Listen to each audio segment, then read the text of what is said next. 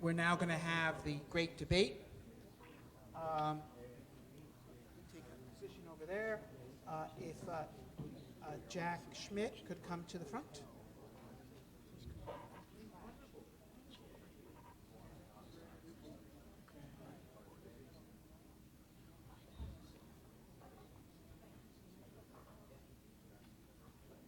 Okay. So we're going to have a debate tonight on the proposition, or the question in this case, where next for human exploration? I think all three of the protagonists say that we should eventually get to Mars, but we're representing different routes. Harrison Schmitt, the moon as the way to Mars. Casey Dreier, who's from the Planetary Society, is going to talk about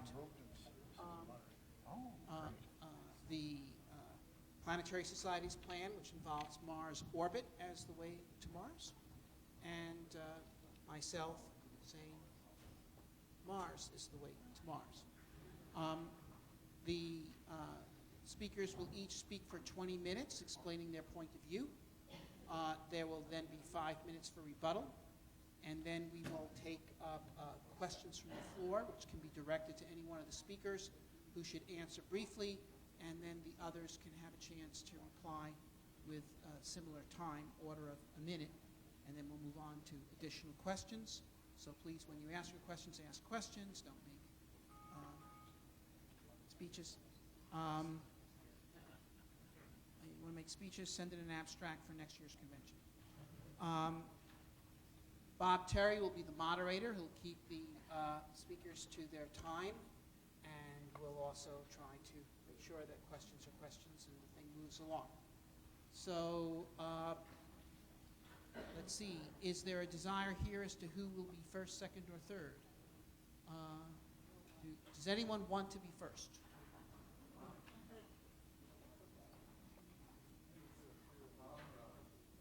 I just spoke for 40 minutes or so. Okay, so you're bailing out on first. Well, they've heard enough from me. Let's hear from everybody else. All right, no, I think that's fair. So then it's between me and Casey as to who will be first or second. Why don't we toss a coin? Okay, very simple. You guess.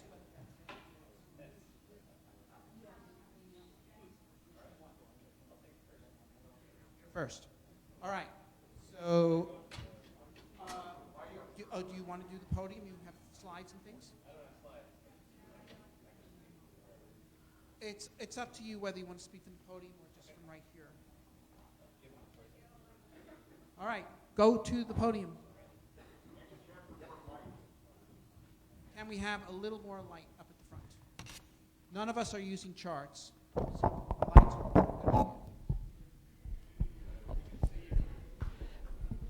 I'll put this on very carefully. Okay, let me know when my time begins.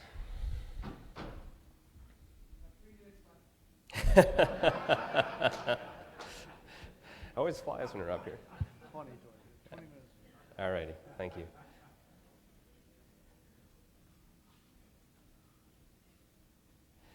Well, hi, I'm Casey Dreier. I'm the Director of Advocacy at the Planetary Society, and I'm here to kind of represent the view of the debate tonight of the stepwise approach to the Martian surface. And when I say stepwise, I mean essentially building up capability in a feed-forward method that increases complexity and ambition of each mission, and particularly with the mission of a critical path through the Martian moons in the year 2033.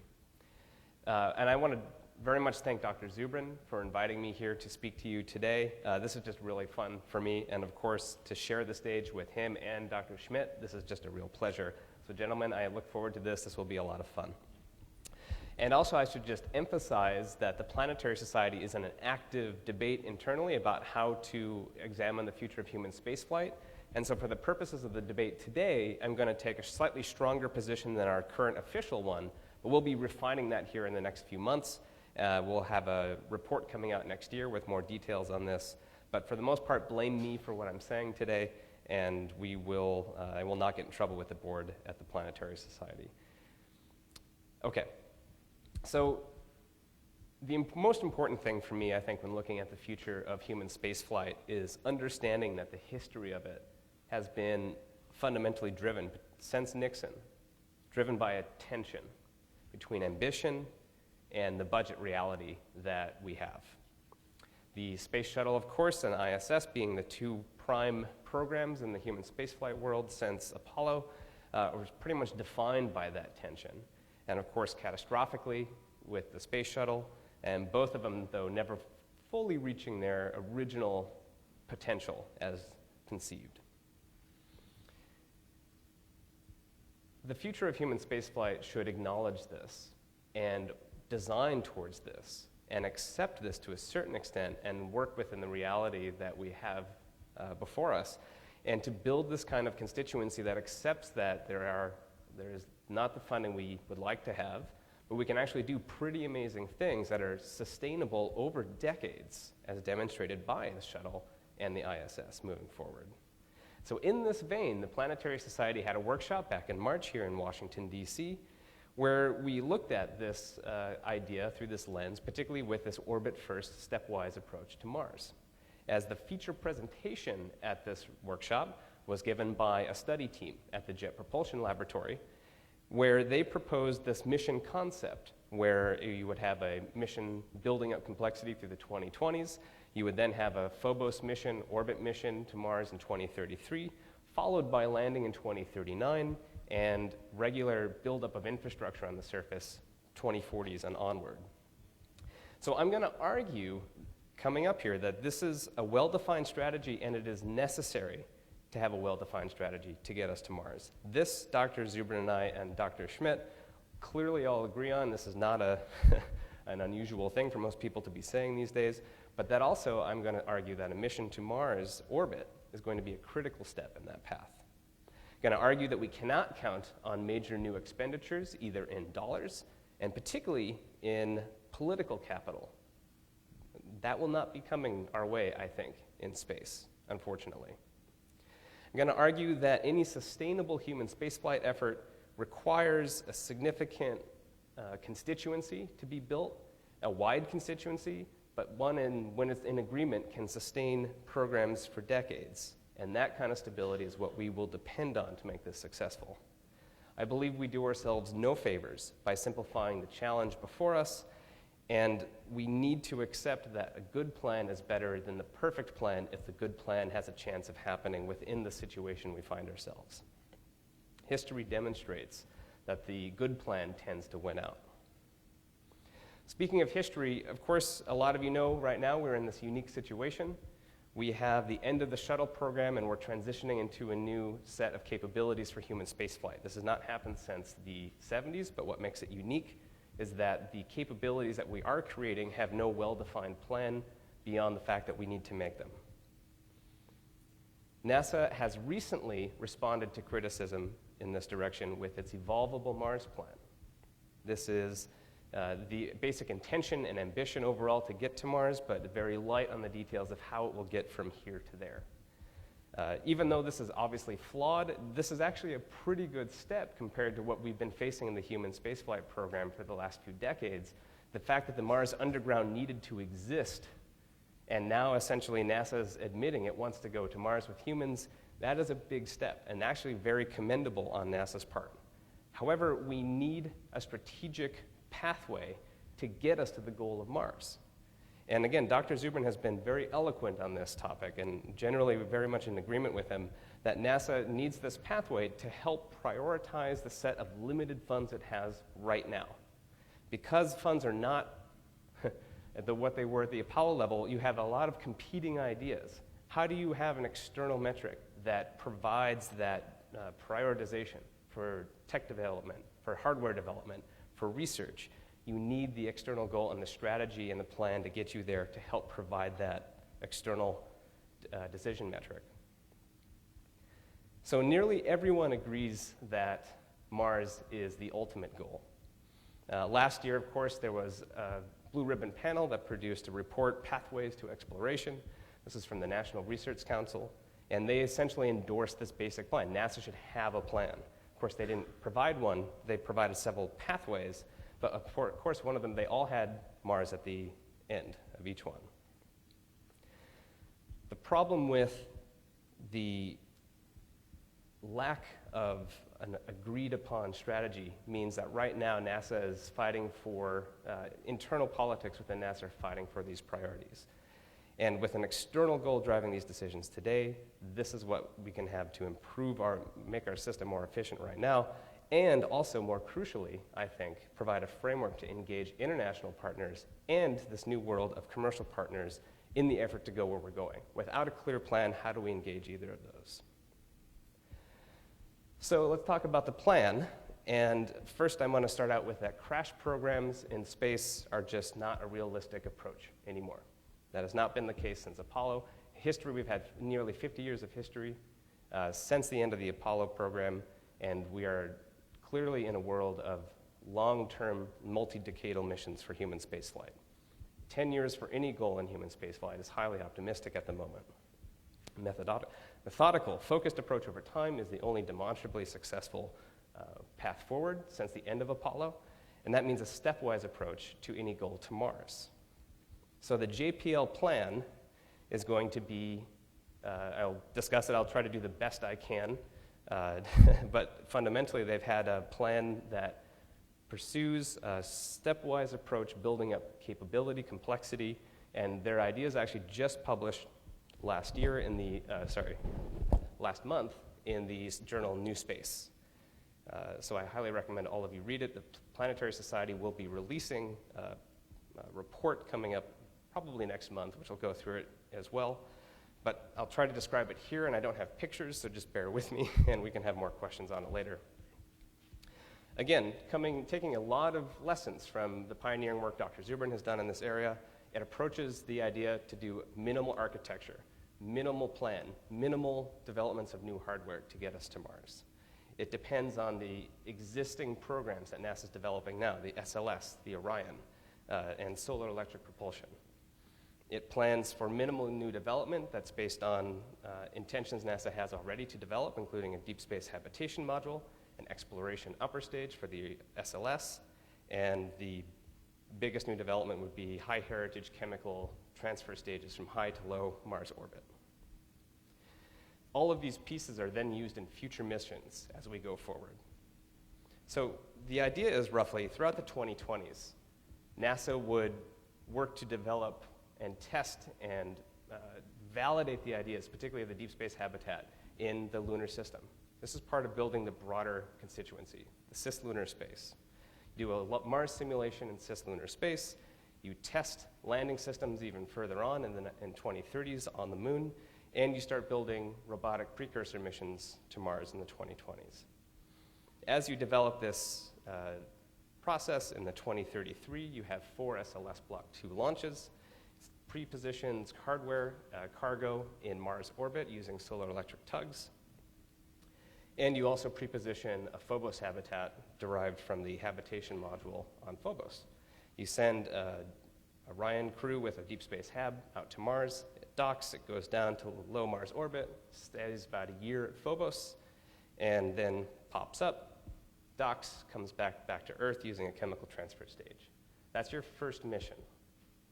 And the idea here is that you push off some of the most difficult parts of landing on Mars, the EDL, a lot of the things that Dr. Schmitt went through in his presentation later, so you have time to validate the processes and the techniques just to keep humans alive in space. And you also, crucially, preserve the budgetary options to keep this from all having to be developed beforehand at once. 2039, you have the first short stay landing. And Dr. Zubrin, I know you will hate this because it does not use in situ resource utilization. It carries a little bit of fuel for the Mars ascent vehicle as it lands, but it's a 23-ton lander and preserves an abort to orbit potential. 2043, you start to build up long-term regular cadence of missions, building up infrastructure on the surface. So there's a lot of commonality and there's a lot of similar ideas in this, but the really interesting thing about the JPL plan, and the thing that we really liked at the Society, is that they didn't just present this plan, they took this plan to the same organization that did independent cost estimates for last year's National Research Council's Pathways to Exploration. An independent cost estimate is a rare thing. And what it does, it provides us with a sanity check. Is this possible? And what would it take to get us there monetarily? It's not technology, right, that's really limiting us fundamentally. So the Aerospace Corporation costed this plan out, and they said, if you do this and you keep the human spaceflight budget what it is now, about $8 billion a year, you increase it with inflation, not an easy thing even these days, but you increase it with inflation, this plan could fit. And this is using the exact same process that this used in the Pathways report last year, which said every current human to Mars mission they looked at was unaffordable. So that's a really good start, I think, and that's a really important thing. It's a viable plan. That assumes that the International Space Station ends in 2028. It actually fits way better at the International Space Station, or at least NASA's funding commitment to it ends in 2024. And that's a very important point, too, that the buildup of infrastructure and maintaining the cost of infrastructure in places not going to Mars is going to be a serious monetary drain that we then have to incorporate or end if necessary. This is, again, important, and I think we all know this, but it doesn't hurt to say it, that there are no more Kennedy moments ahead of us, barring some completely unforeseen catalyst, as Dr. Schmitt put it. NASA is low on the priority list in every public poll for increasing funding, though people do generally like it. But worse for us is that the number of people who are attentive to NASA issues, that are well-informed and willing to take political action, are extremely low, down 10% or so, if not single digits. Because of this lack of overall public engagement and support, NASA's politics are driven by highly geographically based center politics from Congress, and the president or the White House administration has very little to gain by expending political capital to try to fundamentally alter the makeup of NASA by picking a fight with the public sector unions, by picking a fight with powerful people in Congress who want to protect their districts. And so it is very unlikely that the president or the White House is going to come in with a major restructuring willingness to expend their political capital when there are many other, particularly national security issues and economy issues, facing the country. This means it's critical to not just keep Mars affordable, but we have to adhere to the annual spending limits and making it affordable within what NASA gets every year. We don't get the peaks and valleys of actual engineering development for the most part. We get flat, steady budgets. That's very hard to develop new hardware or to develop any kind of program. But it's possible if it's sustainable and steady. And that's what we need to really consider about how to build the sustainability by building the coalition of stakeholders that are really involved in this. That is, people who are in industry, in the scientific community, NASA centers itself, and of course the public, the engaged public. This is part of being in a representative democracy, where what will emerge from that, like the shuttle and ISS programs, will be imperfect. It won't be the best engineering solution to the problem, but it will have the benefit of existing. And that's something that we build that coalition, I think, is the key approach that the Mars Orbit First approach can provide us.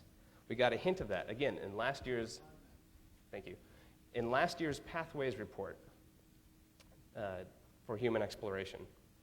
They did a survey of stakeholders being defined as educational leaders, business leaders, national defense and foreign policy experts, NASA and others.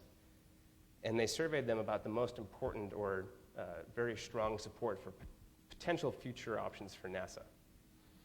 Beyond extending the space station, which was numbers 1 and 2, 2024 and 2028, or 2020, the most supported option was exploring the Martian moons with humans.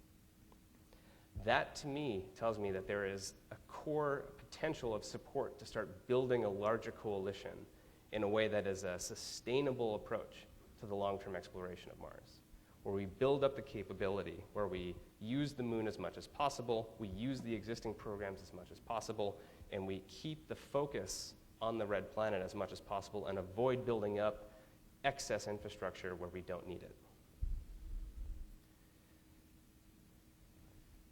And again, this means embracing a plan that may not be perfect from an engineering standpoint or even elegant, but it does mean embracing something that could theoretically be sustainable over the decades, just like the shuttle and ISS programs were. Those are the pieces of NASA history that I think provide us with the most potential that we can learn from going forward if we want a successful humans to Mars mission within our lifetimes.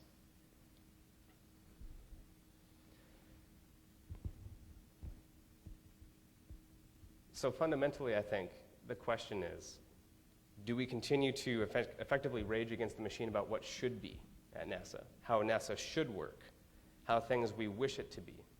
Or do we try to work within the system, try to accept that it is a bureaucracy, that there are local politics, that the president will not come in and put major political effort behind NASA absent an unforeseen catalyst? I think we need to accept that and start working within our constraints, because that actually can make an effective outcome. I think it's a disservice to say that Mars is easier than we think, because space has rarely been easier than we thought. And even with a minimal architecture, and even with the existing programs that the JPL concept plan uses, will not be easy, and it will likely cost more than they think, because that's what history has told us, but that's what we need to work to support. Thank you.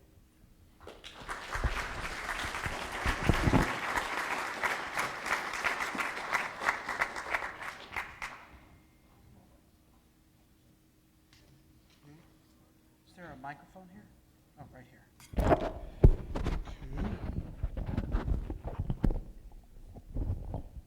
Is this a good distance? Hello? All right. All right. In the spring of 2005, I went to NASA headquarters and had a meeting in his office with the newly appointed Administrator Michael Griffin. Now, you may recall President Bush announced the vision for space exploration in January of 2004. The then Administrator Sean O'Keefe basically wasted 2004. He was, in fact, not supportive of the idea of going to the moon or Mars. He was explicitly opposed to the idea of a destination-driven space program. So he frittered away a year, and unfortunately, he was eventually run out of office, primarily, though, due to his opposition to saving the Hubble Space Telescope. But in any case, we now had a real NASA administrator in there, somebody who really wanted to do it. And so there had been this program plan developed while O'Keefe was there, which was basically business as usual until 2010, and then they would start seriously working on the moon program, and we would get to the moon by 2019. Okay, which is to say 15 years after the program had been announced by President Bush, roughly twice as long as it took us to do it the first time. So I said to Griffin, look, this isn't going to work. You know, what you need to do is fly one more shuttle mission, rescue Hubble, then shut down the shuttle and shift all the money over to your moon program, and you need to get us basically most of the way to the moon by 2009. And he said, well, look, you know, what are you talking about? You know, we've got the president, we've got both houses of Congress, we're going to do it our way. And I said, no, you got till January 20th, 2009. Then all bets are off. Okay? Well, what happened?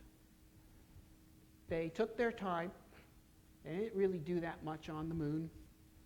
Obama was elected. Well, actually, first they lost control of the House in 2006. Okay? Then in 2008, they lost the presidency and the Senate. And while Obama did not shut down the program in 2009, he was too busy spending money under stimulus. In 2001, when he finally got around 2010, boom, gone. No more moon program. Okay? So the point is, you're not going to live forever. You're on the stage. When you are on the stage, you got to say your lines and say what you're going to say, because your moment that you have, when you have a moment, it doesn't last forever. In 1961, John F. Kennedy said, committed us to go to the moon by the end of that decade, essentially by the end of his second term, de facto. And we did it. But imagine, but here, okay, in the program that Jack Schmitt outlined, we get to Mars in 2045, which is 30 years from now. Similar time frame actually in the other plan by the Planetary Society. 30 years. What if JFK had committed us to get to the moon by 1991?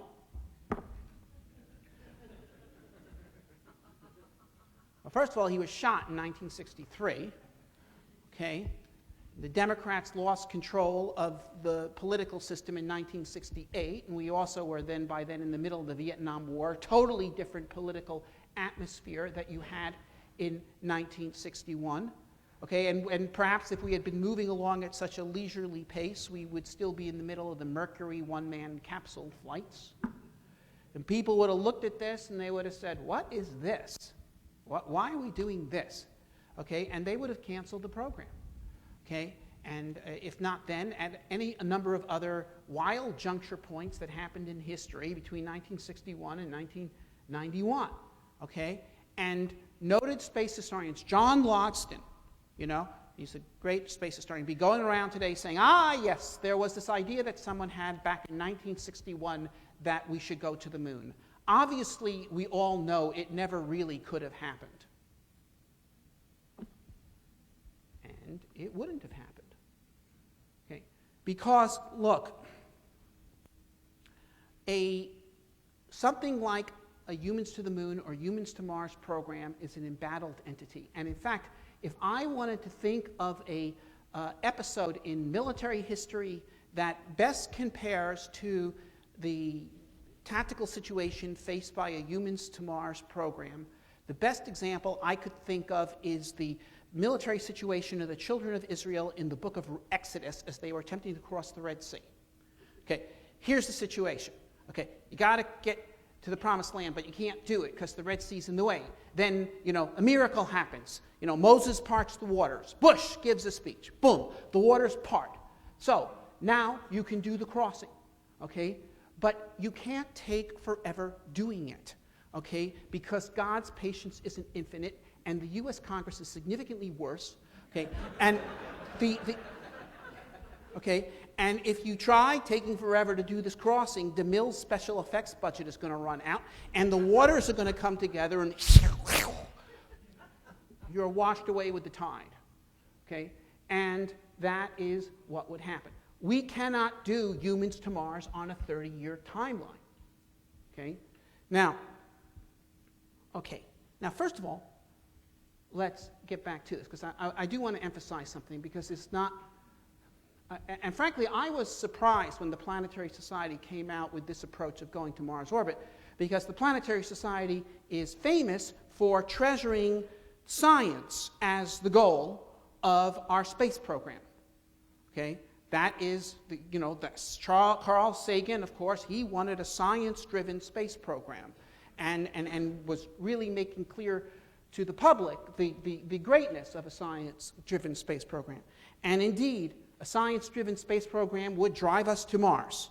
Okay? We've just heard this talk from Carol Stoker about all these suggestive discoveries in the recent period supporting the hypothesis that there could be life on Mars. Okay? And yes, Mars was a warm and wet planet. It had liquid water on it longer than it took life to appear on the surface of the Earth after there was liquid water here. So if the theory is correct that life evolves wherever you have these sorts of conditions, it should have appeared on Mars. And if it appeared on Mars, it's appearing on planets all over the universe. And we now know there are planets all over the universe. And this means the universe is alive and developing. And intelligence is developing. And civilizations are happening. And this, we can find this out by going to Mars, okay? And it will take going to Mars to do it because, okay, look,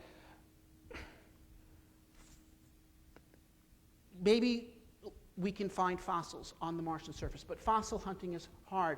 These rovers haven't found fossils, okay? I live in Colorado, which is dinosaur heaven. All the dinosaurs went to Colorado to die.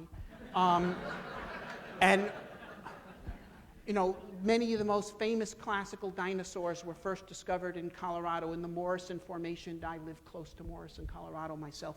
I've never discovered a dinosaur fossil. Actually, I've never even discovered a fossil of a bison, and there were thousands of them here 150 years ago. It takes paleontologists, rock hounds, going around sniffing out clues, okay, to do it.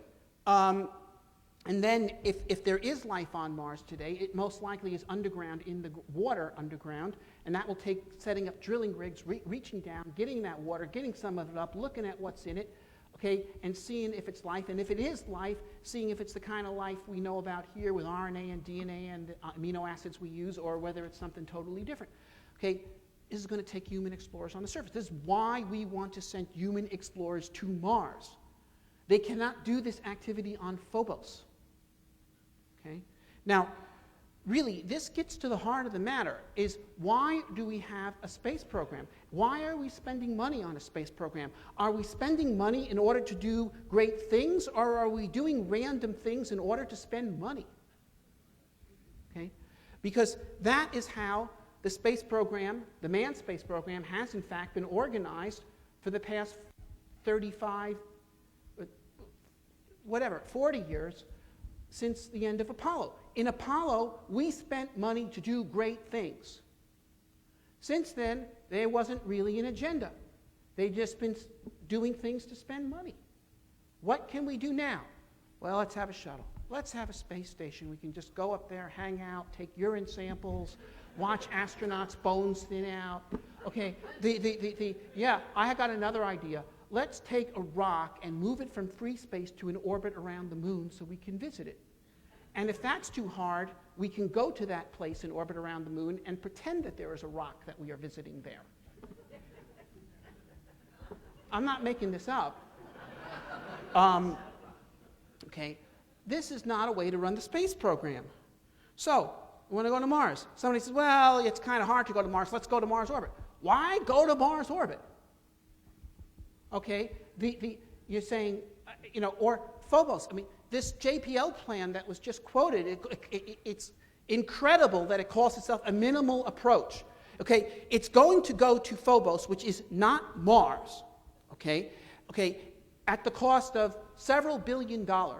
Okay, about half as much as we were going to spend on the superconducting super collider to go to visit Phobos for no particular reason.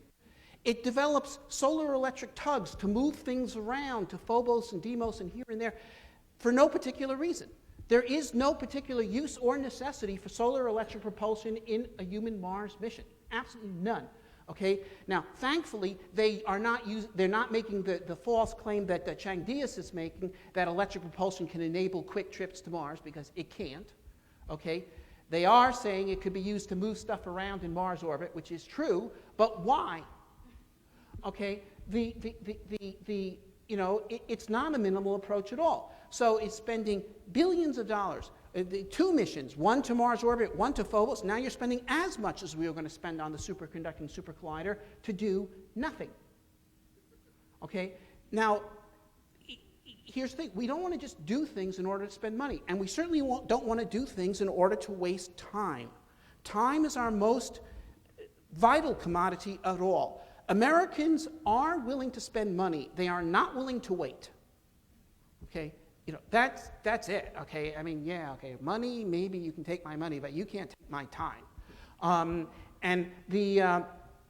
So this is not a good idea. If you're going to go to Mars, you want to go to Mars. If you're going to take the costs and risks that are necessary for human space flight, you want to do deeds that are worthy of those costs and risks. Okay?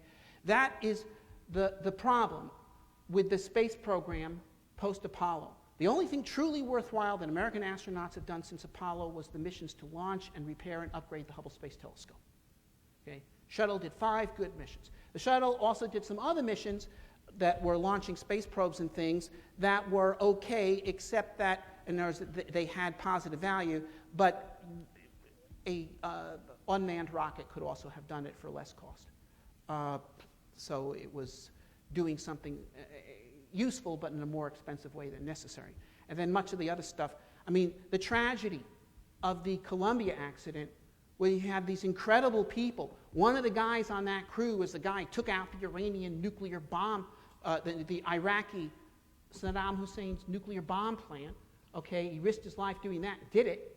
Okay, and he died flying, an ant farm to see how ants do it in zero G, and another experiment in mixing paint with urine in I'm not making this up either.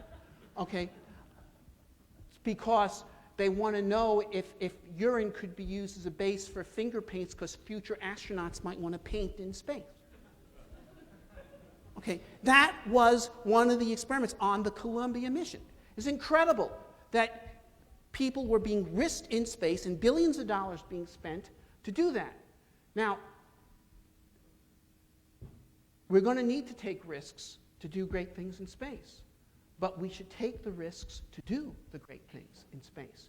We should not be taking risks and multi-billion-dollar costs in order to engage in meaningless activities to keep the money flowing to various contractors in various districts.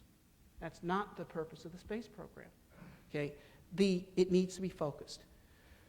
Now, what about the moon? I have actually more sympathy for the moon than I do for Phobos or Mars orbit, because at least the moon is someplace. Okay, there's a there. But it's not the best place. Okay, these terrific scientific questions that I alluded to earlier in my talk cannot be resolved on the moon. 5 minutes, Paul Spudis says, well, we can do science on the moon. We can find out the dates of craters. Well, good for you. That's publishable research. You can get an article in the Journal of Geophysical Research. But who else is interested in it? Why is it important? What's the hypothesis of importance that you're investigating by dating craters on the moon? Okay? It's just not the same level. It's not the same thing. Now, I don't object to going to the moon, actually. In fact, I think that a competent Mars program would go to the moon in parallel because notice, I do not want a Mars-only program, actually, okay? Because if you actually look at it, if you're turning out heavy-lift launch vehicles, and a properly designed humans-to-Mars mission should only have to use 2 or 3 or potentially 4 heavy-lift vehicles once every 2 years, okay, to keep that production line going in a proper way, and to keep the team at Cape Kennedy trained up in launching these rockets, you don't want to be launching 3 every 2 years. You want to be launching 6 a year, yes. And so, yes, you do want to be going to the moon in parallel with the Mars program. If you have a heavy lift launch vehicle assembly line, it won't cost you that much more to do it, frankly. To do them in parallel than to just do one. And also, we can do some other stuff too. Recently, a group of astronomers proposed an idea for they call it the High Definition Space Telescope, a 12-meter telescope that it'll be a Lagrange point and it'll be man-tended. Super Hubble will be able to image planets going around other stars, We'll be able to do that too, okay? That's the kind of thing that a country that sends humans to Mars can also do. Okay, that's the kind of thing it can do. Okay,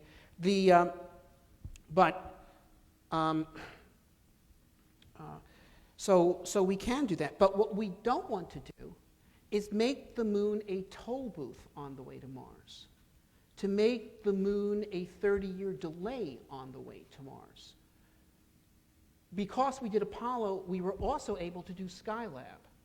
But we didn't have a space station as a toll booth on the way to the moon. Actually, there were people who did want to do that, okay? But it was the timeline that pushed them out of the way. It was the timeline that pushed them out of the way. I'm running out of time, so I can't tell the story, but, well, I'll tell it. Yeah. There was a meeting, I think it was in Marshall around 1962, and it was how we're going to go to the moon. How are we going to do this? And the lunar orbit rendezvous concept had been proposed, but it had not yet been accepted. It was in play. Okay? And then there were other people pushing the nuclear rocket. Nuclear rocket will get us to the moon. Another one pushing the super booster, the Saturn 9. And other people pushing on-orbit assembly of the space station. And they're all having it out, each pushing their pet program. And then finally someone said, look, do we really want to go to the moon or don't we? And there was a dead silence, and they said, it's got to be lunar orbit rendezvous. That's the only way we're going to get to the moon by 1969. And so because of the timeline, because of the decision that we were actually going to get to the moon within a decade and not in some indefinite time in the future, these tangential approaches, which were unnecessary to go to the moon, got pushed out of the way and we were able to get the job done. And that's how we have to approach Mars. Okay. And finally, on the issue of risk, first of all, let me say this. There's an infinite number of other missions that you can do that if you did them, they would reduce the risk to subsequent missions. There's literally an infinite number of precursor missions, of test flights, of flights to intermediate goals and so forth, although many of these carry risk of their own, okay? But to me, they add to risk, not merely because of the intrinsic risk of, say, doing a flight to Mars orbit and back. That has some risk in it, as well as cost, okay? But also, you're adding to the total risk of the population. In other words, look, you got to understand, there's two things at issue here. There's the mission, and then there is human safety, okay? Now, first of all, if human safety was your highest goal, you shouldn't do anything, okay? Really, okay, that's the safest plan. So if you're going to do the mission, you got to do the mission, all right? Okay, and mission success means actually flying the mission. I'm running out of time. All right, what? Well, time is done. So all I got to say is the mission has to come first. Thank you.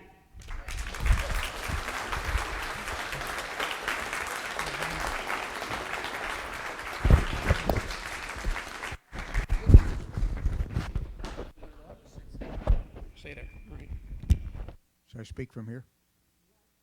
Okay. Since I didn't take my time, I'll just rebut, not really rebut. It turns out that, first of all, I want to add to your story about lunar orbit rendezvous. There is another story that goes with that I've never fully verified, but I think is true. In one of the program reviews, Von Braun and Bob Gilruth were standing at a table looking at a model of what was then known as the C4, which meant it had 4 F1 engines in the first stage. And the story goes that they simultaneously looked at that and said, why isn't there another engine in the middle? And they agreed that there ought to be another one. That became the C5 or Saturn V, and which in turn enabled lunar orbit rendezvous, because lunar orbit rendezvous was adding mass to the total mission profile. So that's just a little, probably the last time Gilruth and Von Braun ever agreed on anything, but it certainly paid off at that time. And the other thing, just one added slight correction, Robert, and that is that what took its time on the George Bush initiative, having been in the middle of all that, was OMB. The funding never met the profile that was required in order to meet the schedule that was laid out. It was the White House's fault. They didn't follow up on what Bush asked for, and so we didn't make that timeline that you so correctly said was far too long in order to carry it through. Now, more specifically, you and I are not very far apart. The way we would be joined together would be some geopolitical crisis. I don't see us being able to accelerate this effort without that geopolitical crisis. Now, what do I think the probability of such a geopolitical crisis is? Just about 100%. And when that occurs, then whomever is president is going to have to respond to it, and it may well be a crisis that relates to space, or it can be dealt with by a space initiative. And once you have that, then I think the whole thing gets compressed. What I have been saying is that if you just look at a pragmatic view of what it's going to take to get through all those hurdles to actually accomplish a Mars landing and exploration program, the moon can play a very, very important role in that process, and may have to play that role in order to make sure that we have those generations trained and ready to take on deep space. Deep space is tough, and it will always be tough, as far as I can tell. Anyway, my response. But I agree that Mars is the objective, that there's not much, I'm sorry. Now speaking as a geologist, I can't think of a good reason to go to an asteroid or to a moon around Mars. I just can't.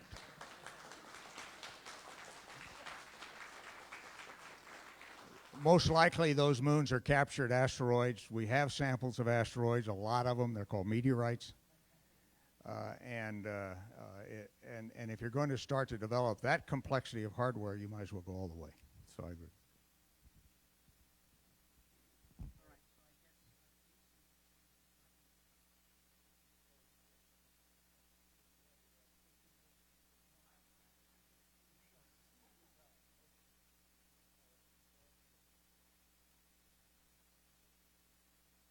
Here we go.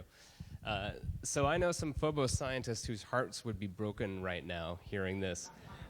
There is legitimate science, but I just want to jump back because honestly, the point of the orbit first mission, I want to put the emphasis on the first, that this is the way to Mars in a programmatically sustainable way.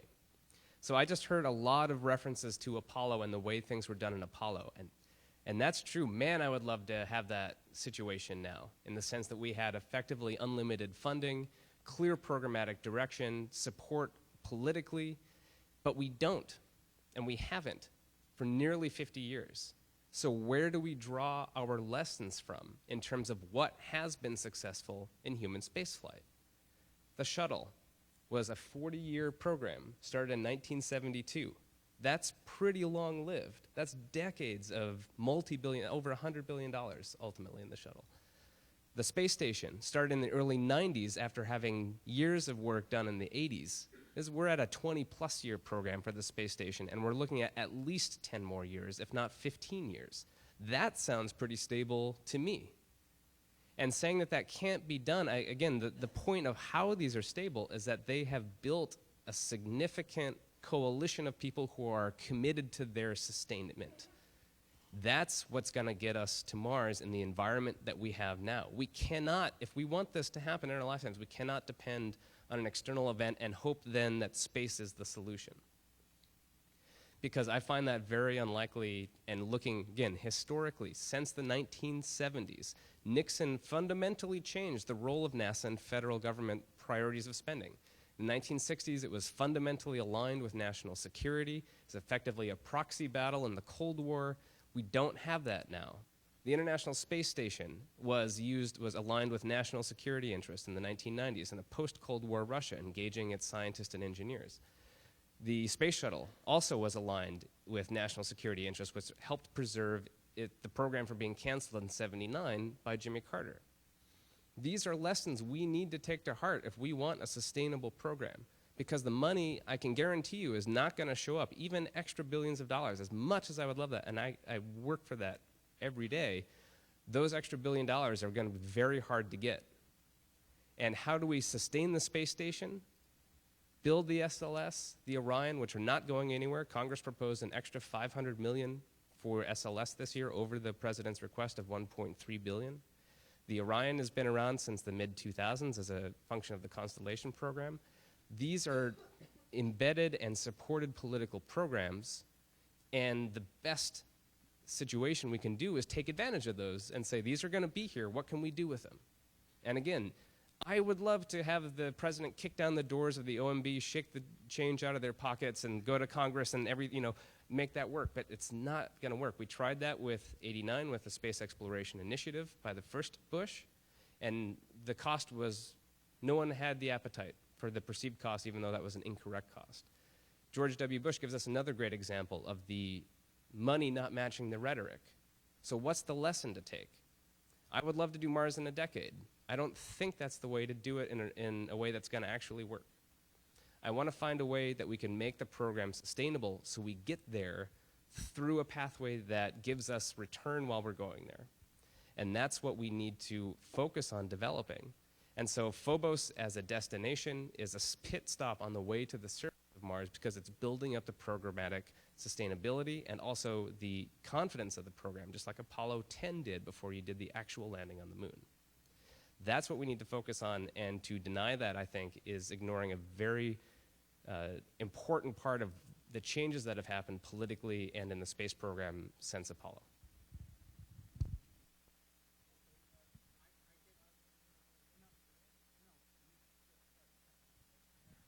All right. So, let me try the other.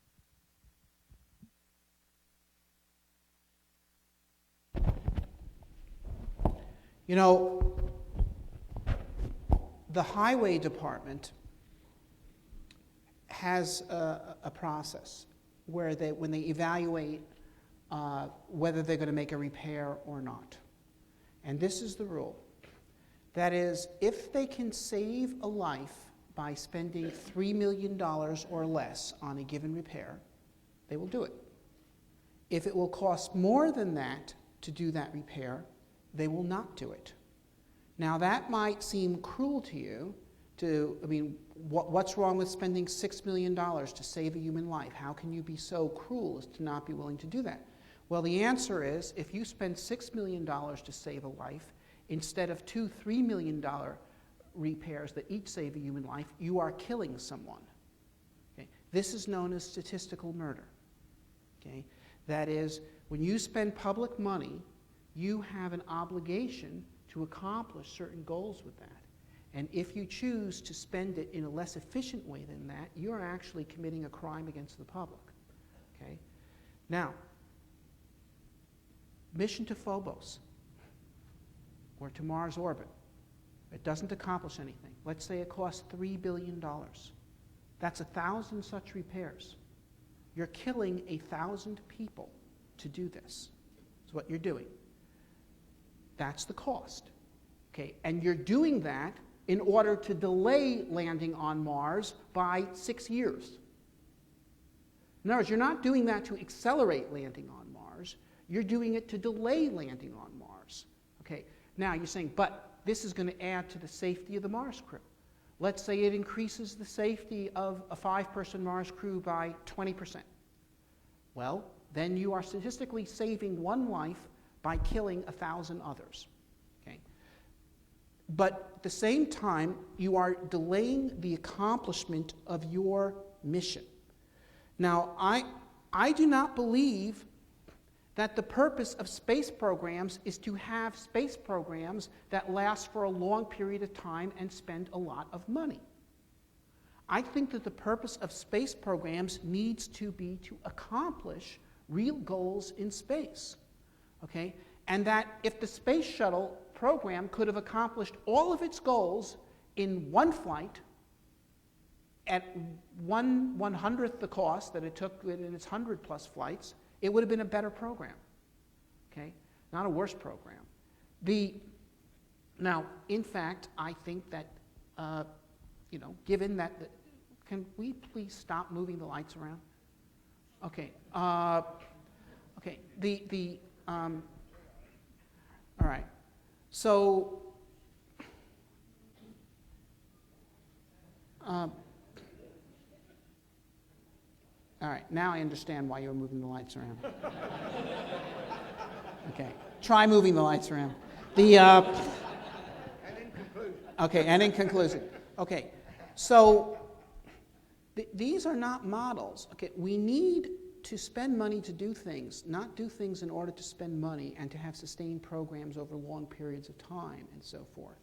Now, if in fact we had money for, extra Mars missions, they should all be designed to accomplish something. Now, let me take on, though, the issue of Phobos itself, because there's been so many false things said about Phobos. Phobos is not a good base for exploring Mars from. It is in a circular equatorial orbit, which means it takes a large delta V to get there and a large delta V to leave from there to go back to Earth. It also takes a large delta V to go from there to Mars' surface, and an even larger delta V to go to anywhere but the Mars equator from there, because that is what it goes over all the time. So in fact, it is not a good base to go to. It's just wrong, and people, you know, just look at this and they say, well, it's something in Mars orbit, why don't we go there? But it's the orbital position to use to, if you are going to go to Mars orbit, you go to a highly elliptical, loosely bound Mars orbit, which is very easy to get into, and a very small delta V to go back to Earth from, and preferably an orbit that is inclined to the Martian equator, and which will therefore give you access to a large fraction of the planet rather than just the equator. So the Phobos concept is wrong, and in addition, the science, if you have a science-driven program, you got to go to where the science is, and it's on the Martian surface. Okay, thank you. All right, let's take questions from the floor then.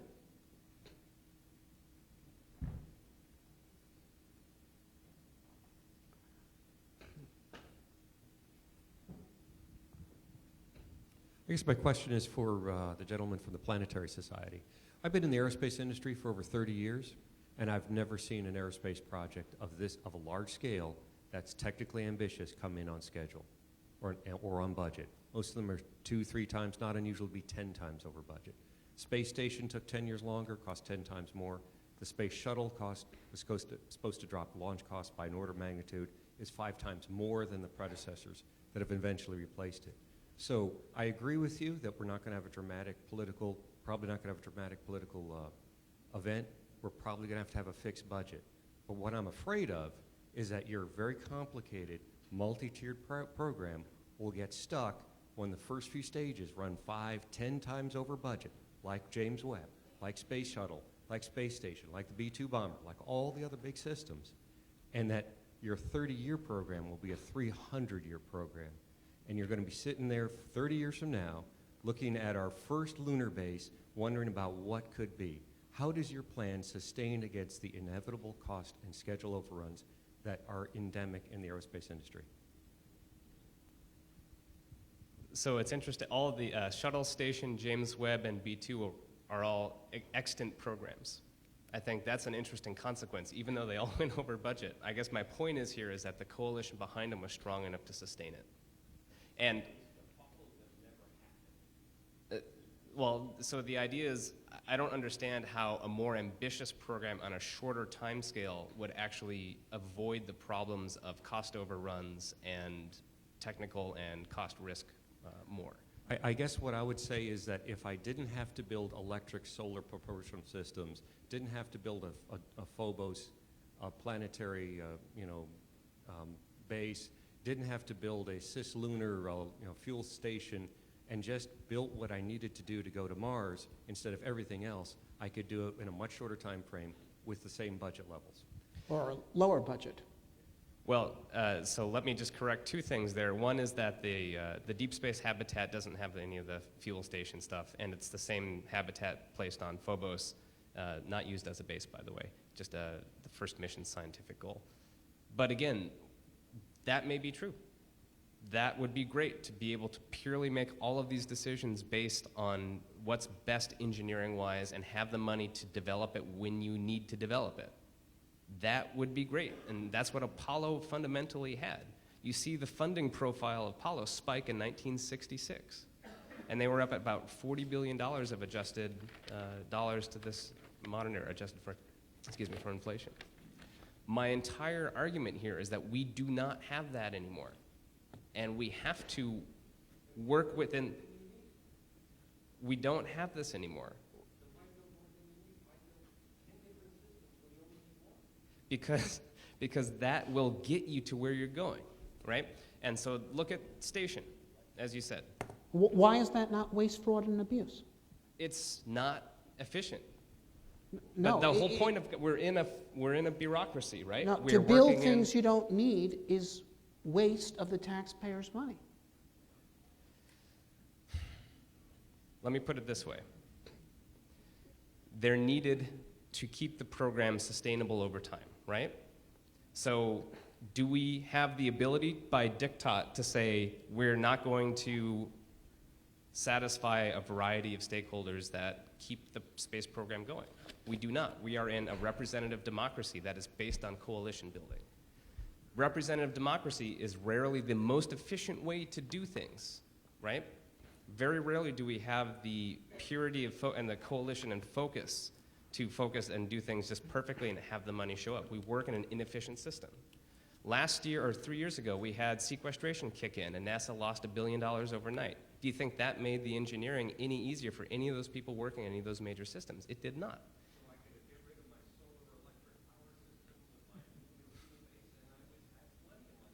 Yeah, wait a second. I want to, look, there's a real fundamental issue here, okay? I mean, when you run a company, you may need to spend money on certain vendors, but you don't run your company in order to please your vendors. You do not try to maximize your expenditures to your vendors. You try to minimize your expenditures to your vendors. These random technologies are not the constituents of the mission. They are people who are trying to sell something to the mission, and a properly designed mission program minimizes such useless overheads.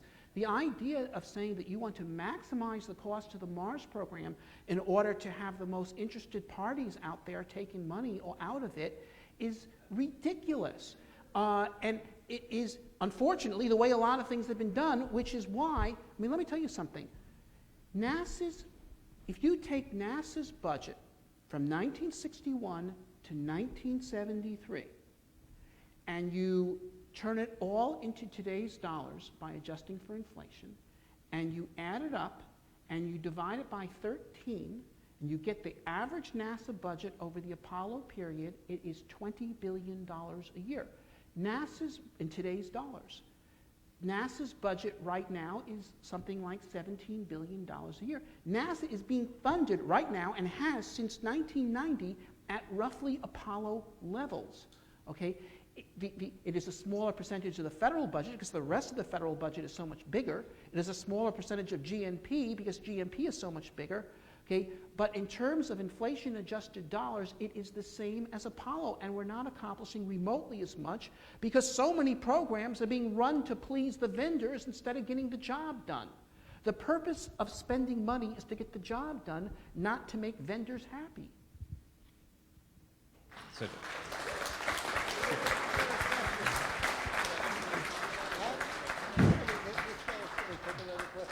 Let's take another question.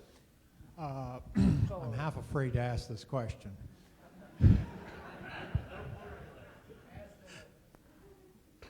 Dennis Tito came to our society 2 years ago and proposed Inspiration Mars either on 018 or 021 timeframe, as I recall.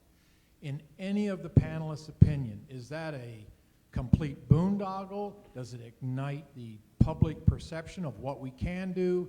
Is it a positive thing technologically? Or I'd be curious about your opinions on if that's an implementer to rally around what we're trying to get to on the surface. I know it doesn't get us to the surface, but at least it gets us out there. Well, I can answer that, but I just spoke. Is there someone else who would like to speak first? Well, just quickly, I think it's important to recognize a little history here. Apollo was successful because the engineers made honest estimates of what they thought it would cost. And the senior manager, Jim Webb, doubled it because he knew he needed a management reserve. He had run Truman's Office of Management Budget, and he considered himself a manager, and he was, for the most part. If you look at the other programs that were mentioned earlier that took far longer than originally proposed, they were all grossly underfunded at the beginning with no management reserve. There were not honest estimates of what it was going to cost. The space shuttle, NASA agreed, Jim Fletcher and NASA agreed to a $5.6 billion in those year dollars program. They knew that you couldn't do the shuttle for that. Everybody knew that. James Webb, 1.5 billion. The community accepted James Webb and accepted an estimate out of NASA that it would be a $1.5 billion program. Ridiculous. Absolutely. What is it now? 9 billion, something like 8.8?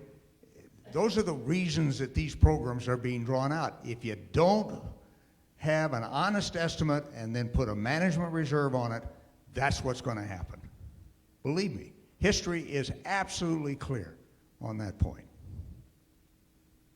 And you just got to keep it in mind. When you advocate these things, you've got to be absolutely realistic in what it's going to cost, and then you got to give it a management reserve in order to deal with those things you can't anticipate if you want to stay on schedule. I'd like to answer the question more narrowly, which is dealing with the two-person Mars flyby mission as a particular subject of interest. I think that the two-person Mars flyby mission is quite interesting. Now, it's not original with Inspiration Mars. I proposed a two-person flyby mission to Golden in 1995, and I'm sure others before that. It is something that could be done by simply adding a deep space habitation module to the Orion or Dragon and the SLS, or two Falcon Heavies in place of an SLS. That is, we could. Now, the Inspiration Mars program, in my view, failed because they became in love with the specific trajectory that they had hit on, which did allow a 510-day two-person flyby, but at the cost of being an extremely high-energy trajectory with very high energy requirements both for trans-Mars injection and also, even more importantly, Earth entry with entry velocities of 15 kilometers a second or something, which took them outside of current technology. And also the fact that that trajectory was only available once every 15 years. There is another trajectory, which everybody knows about, which is available every 2 years, that has much lower energy requirements. It's the 2-year free return trajectory. You just go out to Mars and on a trajectory that takes you to 2 AU, you pass by Mars, and you come back to Earth exactly 2 years after you left. So it's 720 days. It's available every 2 years. Entry velocity is 12 kilometers a second, which is much, much, much better than 15 because I forget, it's like the fourth power or something of the re-entry velocity is the heating load. So it could be done with current TPS. And it wouldn't be limited to one thing.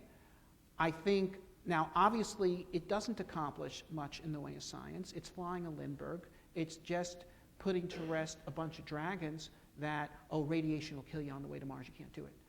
And all this other nonsense. It would clear the air. And it would also perhaps serve some geopolitical purposes. I mean, if we want to astound the world with what free people could do, that's probably the fastest way we could do it.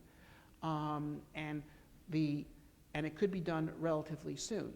So, and it wouldn't require developing any hardware that couldn't also be used for an actual humans to Mars mission. In other words, once you have the trans-Mars injection stage, the booster, the re-entry capsule, and an in-space habitation module, all you need is a Mars entry system and a Mars ascent and descent system, and you could do a human Mars mission. So it represents a significant subset of the set of things that could be used to send humans to Mars.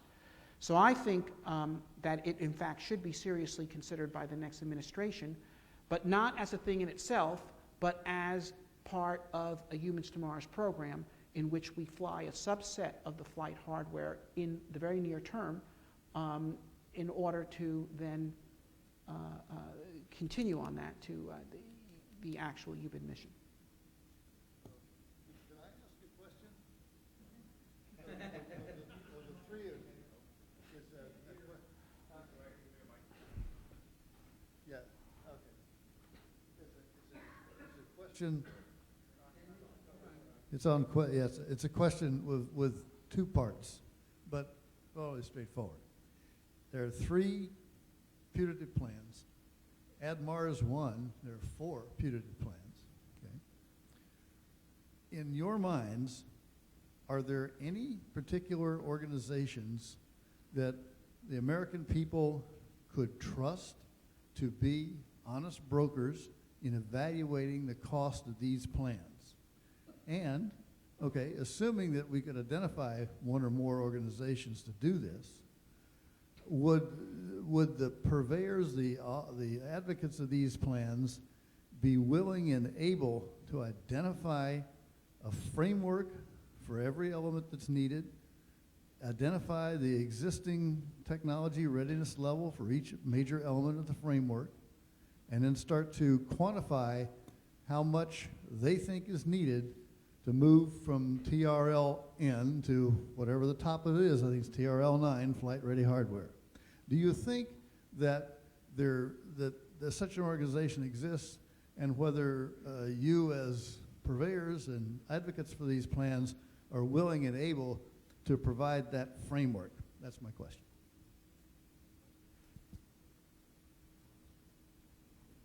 Well, the answer to that is yes, the Aerospace Corporation is widely known for that.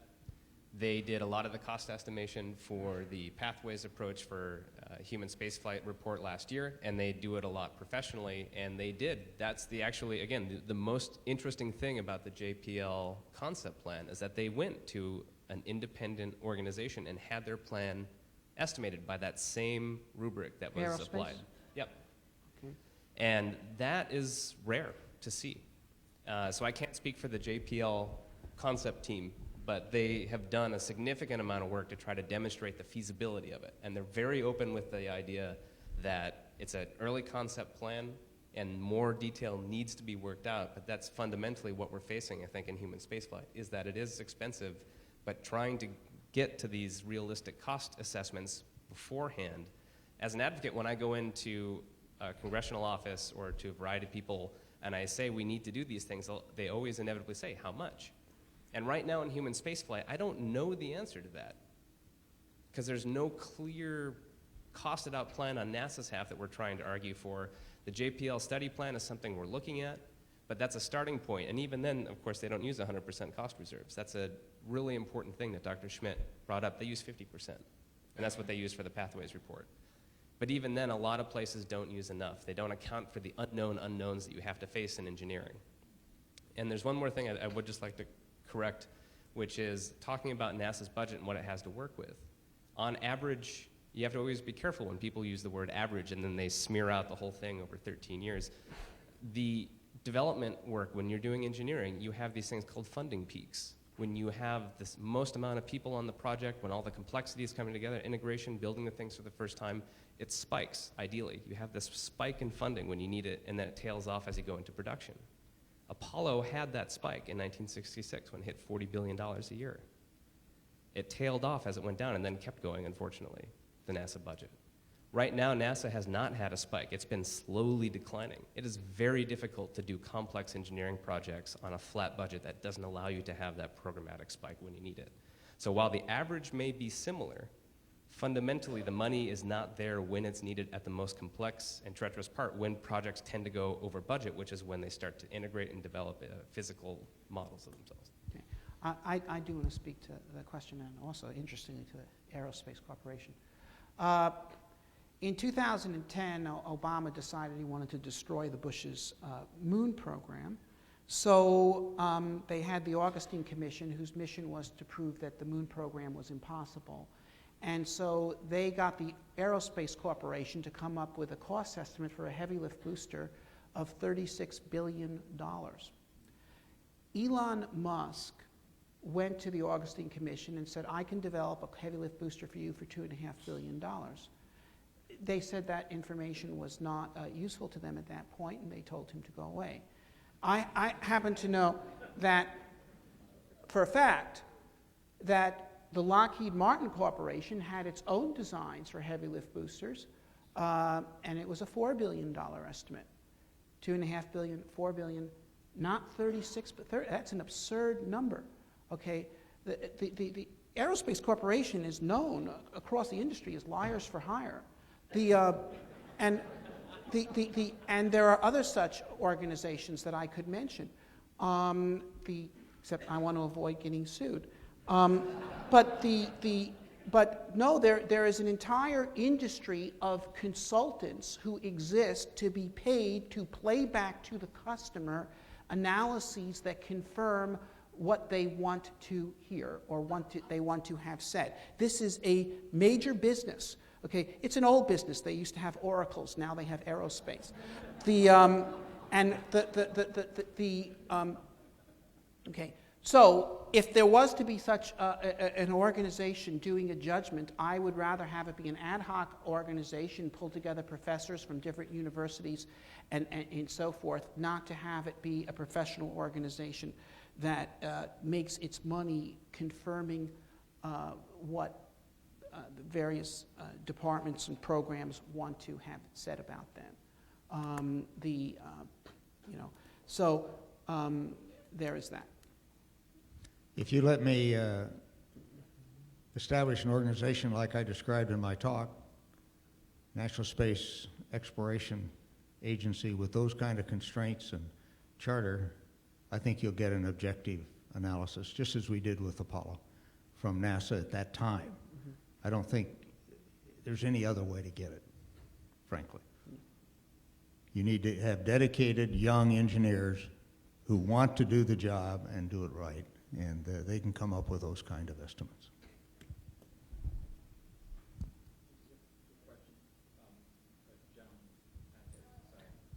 Microphone. Okay. Last question. So you were talking about the inherent bureaucracy and the wish of basically the vendors create a system that re-elects the congressman, so therefore it's kind of a symbiotic system. Is there a way to go to the vendors and create an incentive system to have them buy into the concept of Mars, whether it's like some sort of rights on Mars, mining rights, that kind of thing, where they have a vested interest economically to go to Mars sooner rather than later? It's still going to be at the trough, but you've redirected it. So you've created an economic interest, and they're still going to get the work to go to Mars. Is there a way to do that from an advocacy standpoint? That's an interesting idea. I wouldn't put it quite so harshly as you put it as the relationship. Sure. Well, yeah. I mean, and again, I guess what I'm trying to emphasize, and I think the JPL plan that I presented is coming off a little poorly based on the characterizations here. But again, I really encourage you all to read the peer-reviewed paper in New Space, and we'll have more details next month.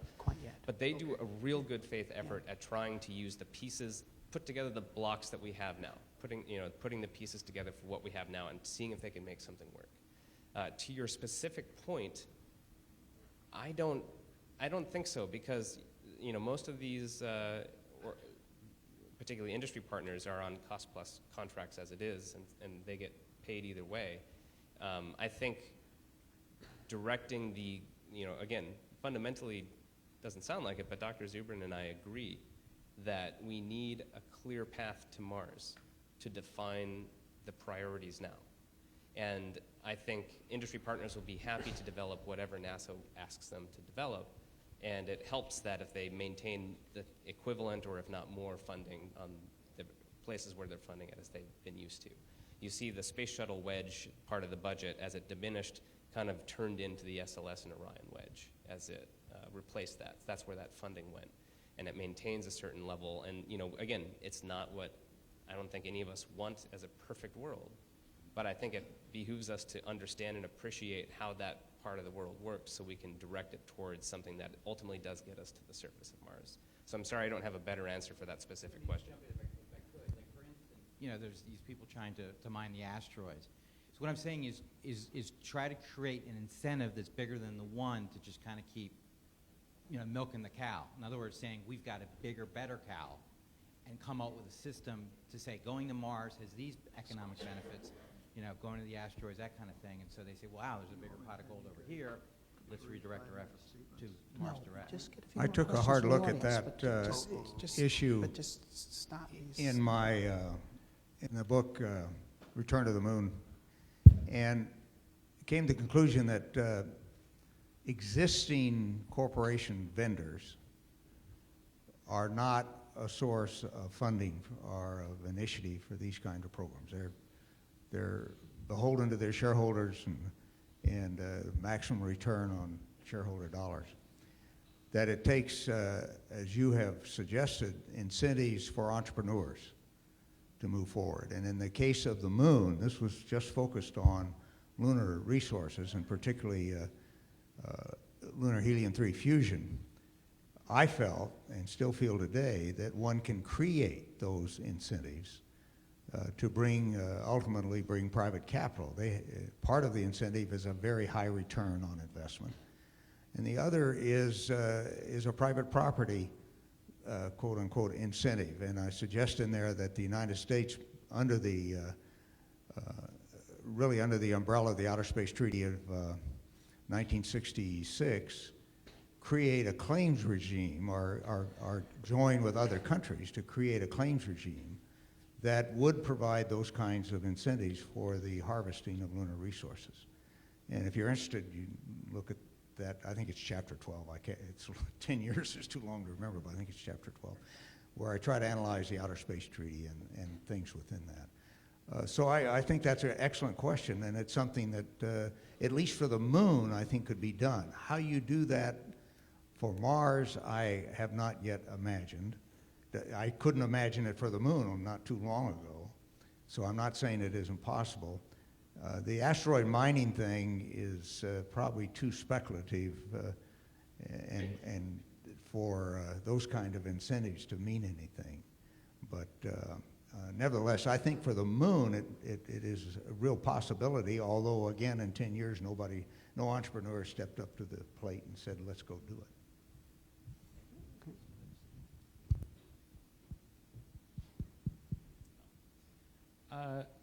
Hi, so Casey Dreier, you mentioned political capital and inspiring the public and how there's a declining kind of support for NASA and funding. I'm actually really interested in this. I'm giving a talk on inspiring the public tomorrow. So my question to all three of you actually is, how does your plan most inspire the public and raise political capital? Because from experience teaching, I think Zubrin's plan is the most just thrilling to go straight to Mars. My students don't know what Phobos is. They say we've already been to the moon. I think all three plans are fantastic. I love doing all of those things. But to inspire the public, how does your plan do that best? Well, since mine does it best, I'll answer. Okay. I mean, look, can you imagine, I mean, aside from the thing that I mentioned earlier about the complete futility of Kennedy announcing a program to reach the moon by the year 1991, that it would have failed, also consider the fact that he was dealing with a situation of attempting to show that the free nations could match and beat the Soviet challenge, and for someone to get up and says, we will show you that we, are the torchbearers of the future, we will reach the moon by 1990. I mean, it would be irrelevant. Similarly, look, right now, the free world's being challenged by Putin, by China, by the Islamists. Okay, they're saying they represent the future. That we need to astound the world with what free people can do, and we can't do that by saying we're going to do something in the year 2045. Okay, that's off the chart. What we need to do, okay, if somebody at NASA wants to get humans to Mars in our time or any time, okay, what they need to do right now is put together a Tiger team and develop a plan that they can throw on the desk of the president-elect in the fall of 2016 and say, here's our plan. We can have humans on Mars by the end of your second term. The choice is yours. That's what they need to say. Okay? Because he's not going to be interested in what can be done in the year 2045. That's out of his hands. It's out of his world.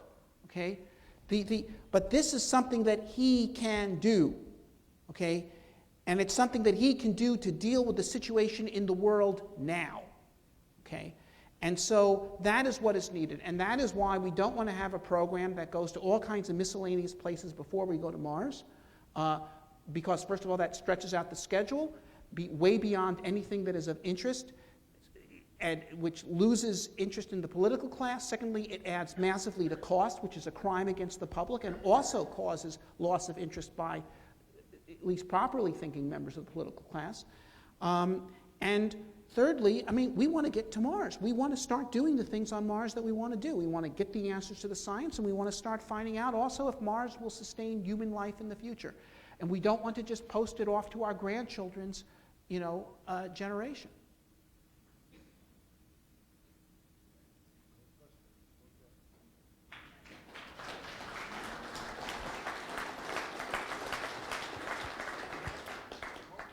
Can I actually add to that while someone's coming up?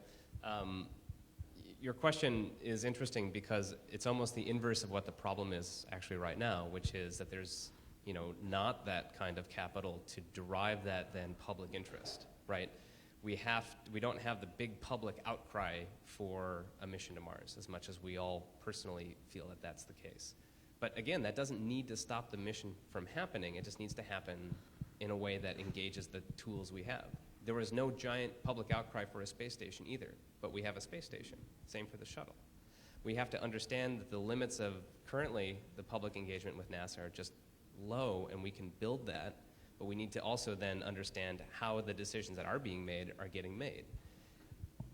For the specific part of your question, what parts of this plan will engage people? Well, the JPL concept plan has a series of missions to the moon basically throughout the 2020s.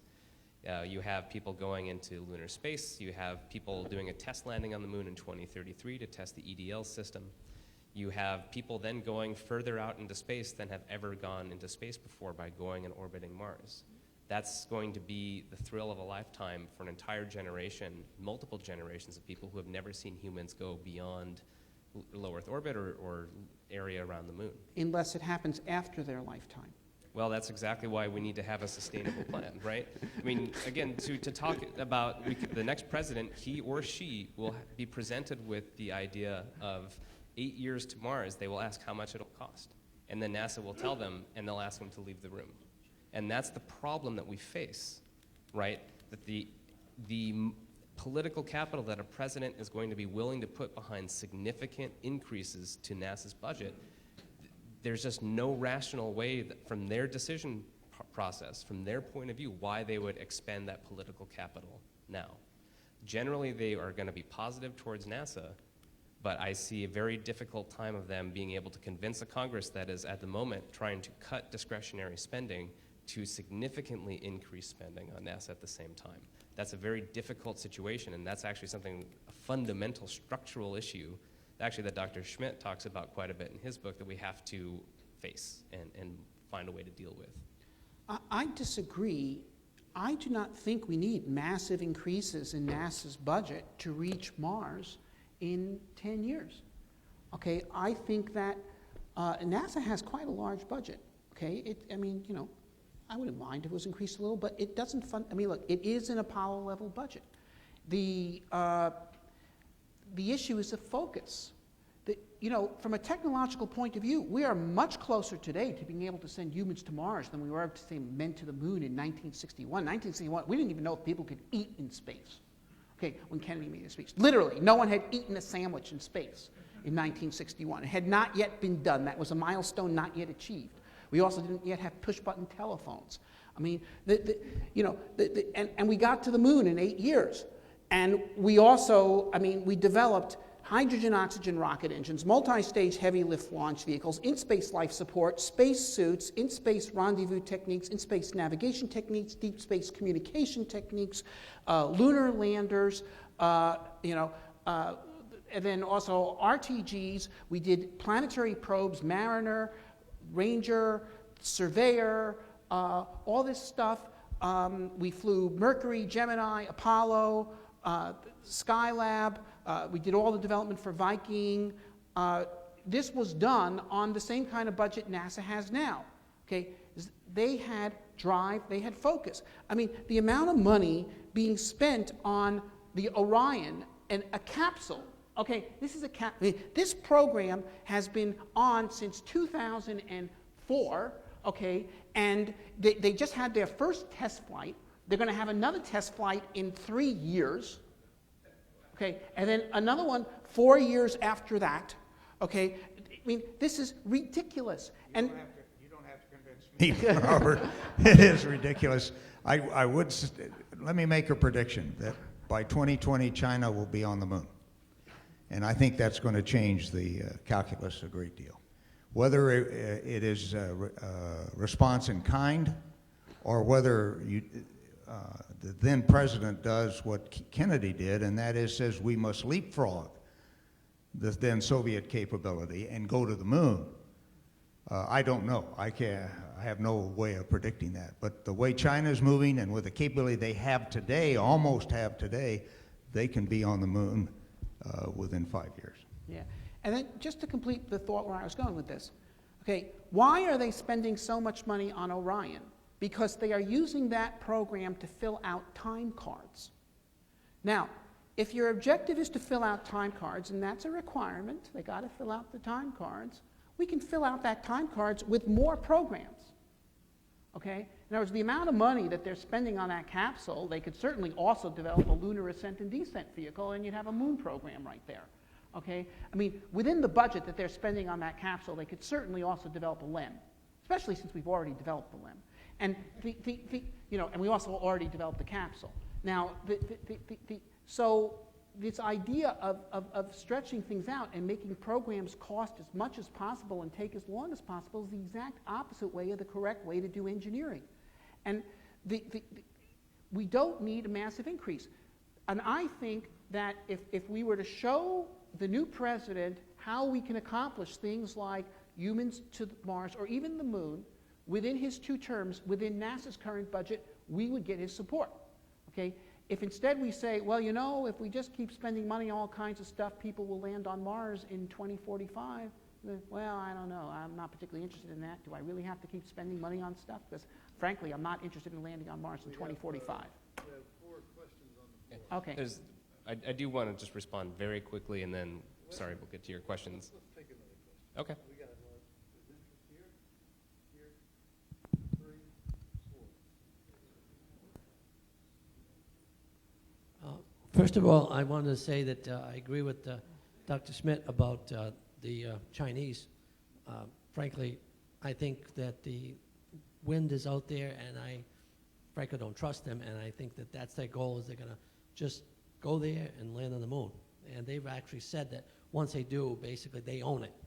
So that's the first thing.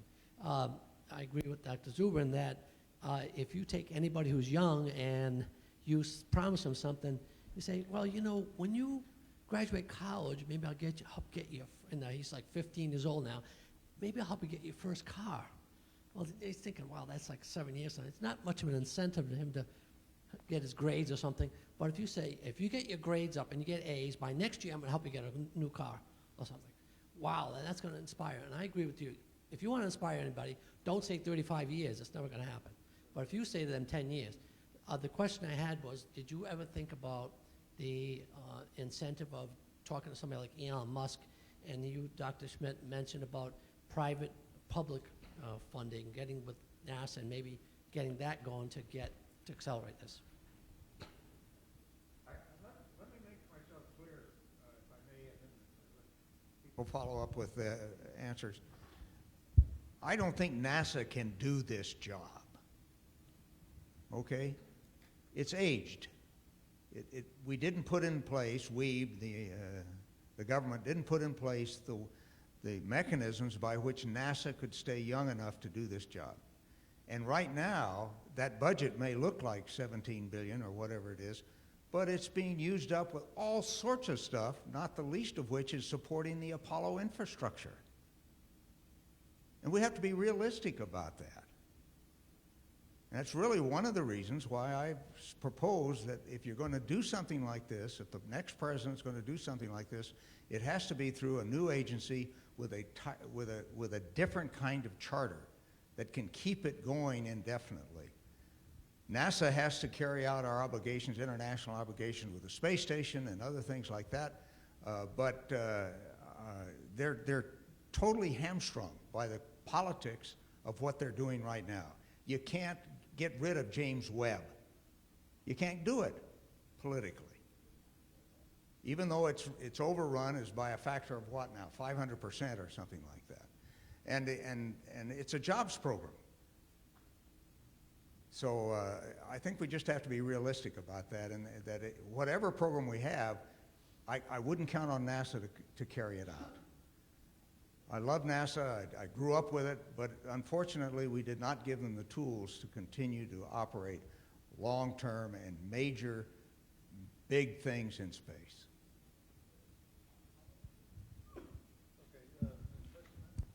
This question's for whoever wants to answer it.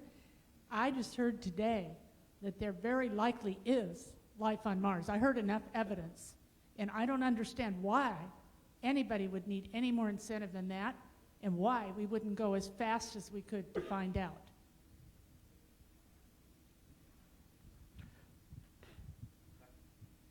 Well, I think that the problem here is the current NASA bureaucracy doesn't want to accept the challenge. If it did, they would be playing this evidence up, okay? They would be playing this evidence up. I mean, the thing that happened, last year, when, Curiosity took radiation measurements on the way to Mars that were identical to those that Odyssey took on the way to Mars in 2001. And when that, and they both showed the radiation rates on the way to Mars were twice that at the space station, which you would know in advance anyway because the Earth blocks out half the sky and the Earth's magnetic field does not block out cosmic rays. So you could have known it anyway, and the measurements confirmed it. In 2001, when they announced those results, they said, this shows that radiation is not a showstopper on the way to Mars. When they announced it last year, they said, this shows that radiation is a showstopper on the way to Mars, and we can't go to Mars until we have ultra-fast propulsion. But don't worry about it. We'll have it by 2045. Now, or whenever, sometime that's not now. In other words, they said, it's a snow day. It's snowing. We don't have to go to Mars. And so similarly, yes, this evidence, look, this methane result, time-varying methane means localized methane sources near to where the Curiosity rover is. And that's the only way you can do it. The methane cannot last more than a century or two in the Martian atmosphere, which means it's being produced now. And that means that there is now a source for the methane, which has either got to be life or a hydrothermal environment, which is an environment suitable for life. Okay, that's what that shows. Is NASA talking about that? No. Okay. So you got to have leadership there that wants to do it, and you got to have a political class that wants to do it. You got to have those two things both in place. Now, if you have a political class that really wants to do it, they'll get rid of leadership in the NASA that doesn't. Okay, so ultimately, that's where the ultimate responsibility lies. But if you, so what we have to do for the next year is go and meet the presidents, or the would-be presidents, as they trot around in the bingo parlors and the churches and the shopping centers and so forth, and the Dunkin' Donuts and wherever they are, pretending that they're one of us, and go up to them and talk to them and tell them, look, I want to have a space program that's really going somewhere. Mars is the challenge. Let's take it on. Let's astound the world with what free people can do. Let's meet the same standard that our predecessors met. Okay. Let's be a nation of pioneers. So there are a couple of questions on the floor, but we're really running short on time. All right. Okay. What would you prefer? Let's take them and, we'll pledge to give short answers. Then there was a question over here, you sir. There was number 3. This was number 4. No. The guy behind you was on cue. He was on cue. And the lady over here. And then. All right. I'll try to give a short question. It might have been answered already, but I was interested in asking it this way. So I think the way Casey has basically described his plan is that we can't beat the NASA bureaucracy, so you have to join the NASA bureaucracy. And in a way, Dr. Schmitt is sort of given a way to sort of go around it, but my main question is, and I'm sure if we knew the answer, we'd be if we knew the real answer, we would be doing it already. But are there ways that we haven't looked at, or possible ways we haven't looked at, that we might beat the bureaucracy? Dr. Zubrin's already sort of suggested meeting with the presidential candidates and whatnot, but are there other ways that you have thought of? The important thing to realize is that NASA, in spite of being called an independent agency, is a creature of the president. And that's what you have to live with in terms of policy. And the president can either be aggressive, as Kennedy and Eisenhower actually was, in spite of what a lot of people think, or they can be very passive about it, as or passive negative, as the current president has been. Until you have new leadership that influences NASA in a positive way relative to the moon or Mars or both, I don't see any way to change it. And Robert is exactly right. The time now is to try to influence these various people that are running for president, and try to get planted in their brains that this is something that not only is important for the indefinite future, that the future of humankind is in part in space, but it may be very, very important in the near term relative to geopolitical realities. But you're not, until you influence that leadership at the top, and to some degree the elected leadership in the Congress, or even the majority in the Congress, I don't see how you're going to change it.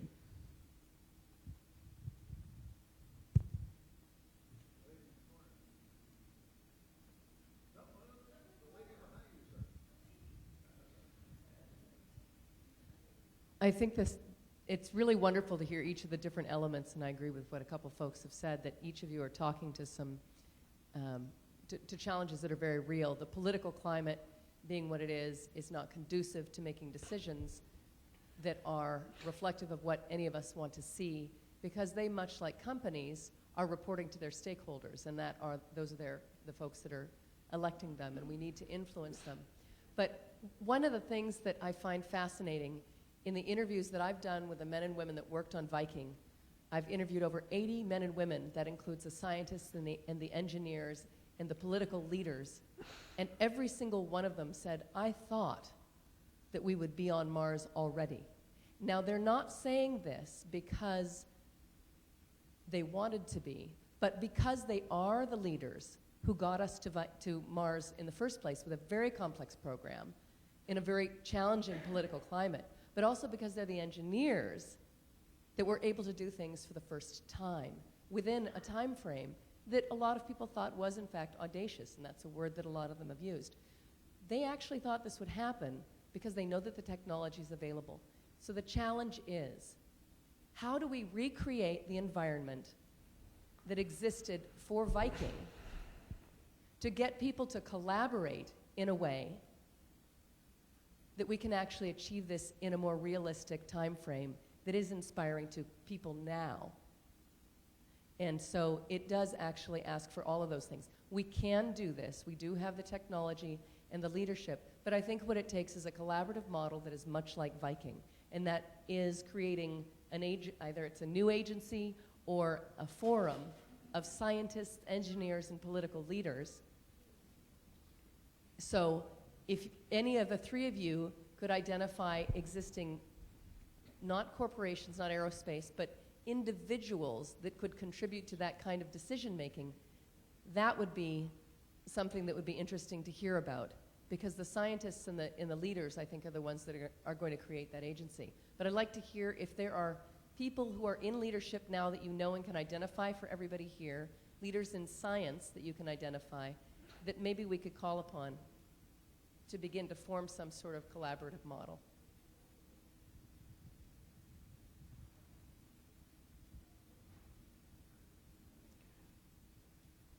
Well, I guess I'll take that.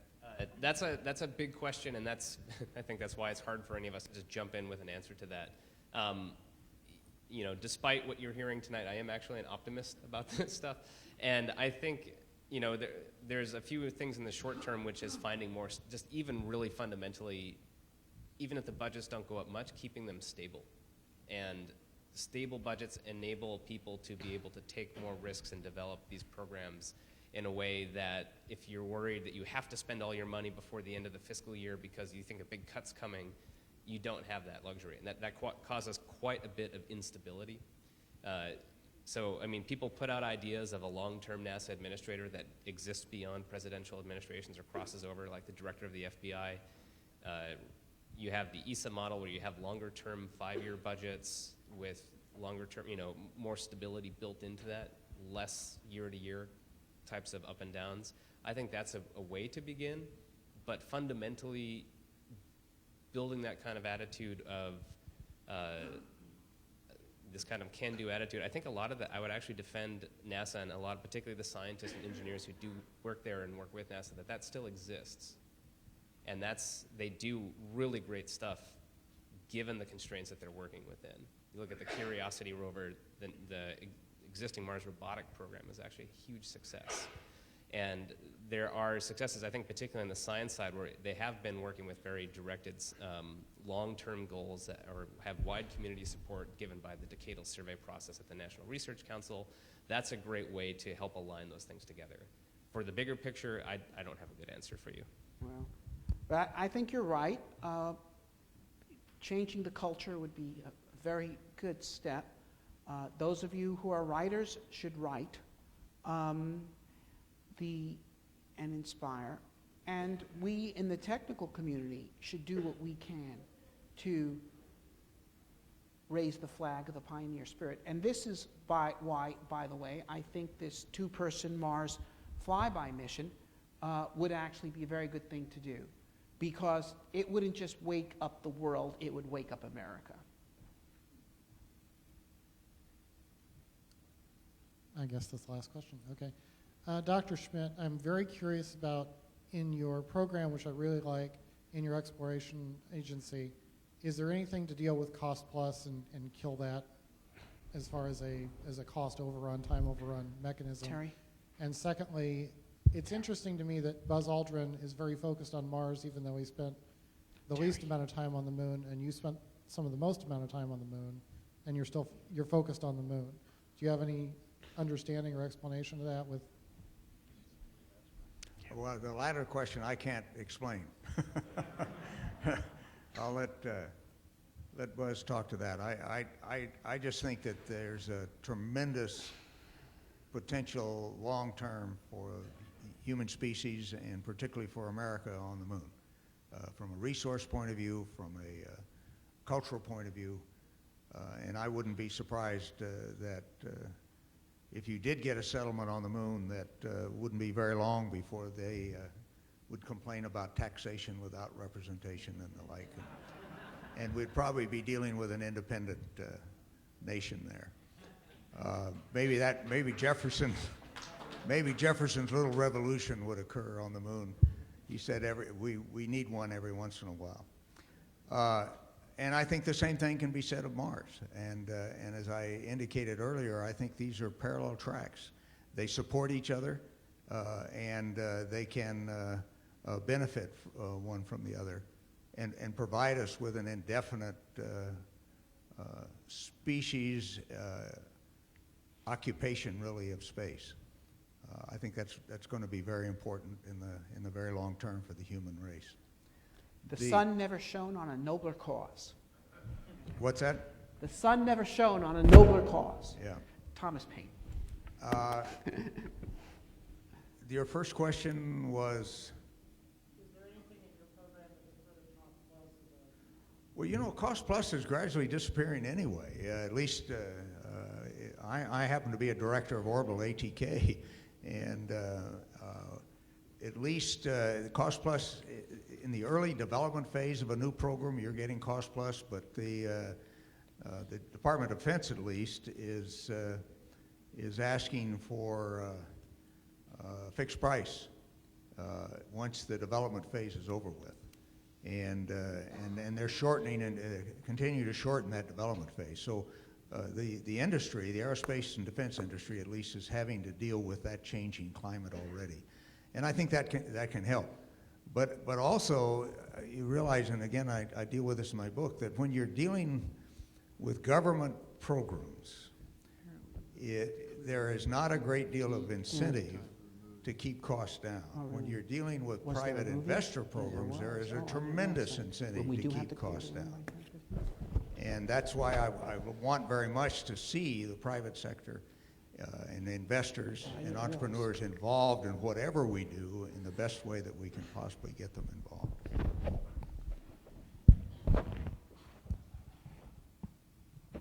Okay, I guess we have to wind it up now. Listen, there was supposed to be a movie, I guess, and I forgot about it. You're ready to go? How long is it? There's 3 pieces. The main one's 16 minutes long, Spaceflight World.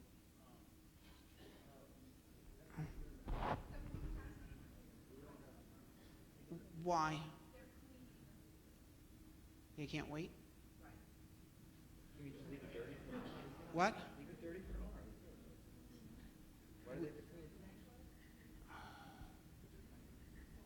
Can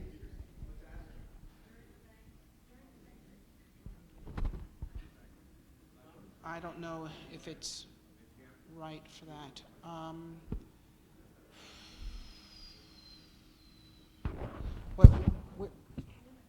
Stay tuned.